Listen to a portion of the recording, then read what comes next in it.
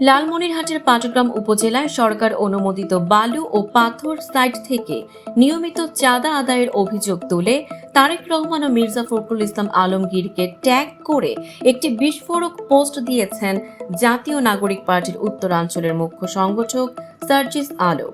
বৃহস্পতিবার মধ্যরাতে নিজের ভেরিফাইড ফেসবুক আইডিতে একটি পোস্টে তিনি অভিযোগ করেন, একটি সংঘবদ্ধ চক্র প্রতিদিন পাথর বালুর গাড়ি থেকে 500 থেকে 1000 টাকা পর্যন্ত চাঁদা আদায় করছে।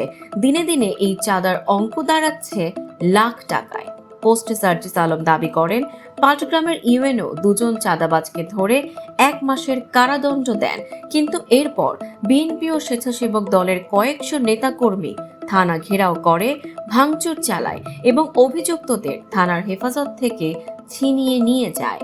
ঘটনাস্থলে অতিরিক্ত পুলিশ চেয়ে হাতীবান্ধা থানায় বার্তা পাঠানো হয়, কিন্তু সেখানে বিএনপির নেতাকর্মীরা থানায় ঘেরাও করে রাখে বলে দাবি করেছেন সার্জিস। বিএনপির নেতাকর্মীরা যদি এখনই চাঁদাবাজদের প্রোটেকশন দেয়, তাহলে ক্ষমতায় গেলে কি হবে? স্থানীয় এমপি প্রত্যাশীর ছত্রচ্ছায়ায় এসব চলছে বলছে সাধারণ মানুষ। পোস্টে তিনি প্রশ্ন রেখেছেন, প্রশাসন ও পুলিশকে সহযোগিতা তো দূরের কথা, উল্টো জিম্মি করে চাঁদাবাজদের রক্ষা করলে দেশ সংস্কার হবে কিভাবে? বিএনপি কি এই ঘটনায় ব্যবস্থা নেবে? এখন সেটাই দেখার বিষয়।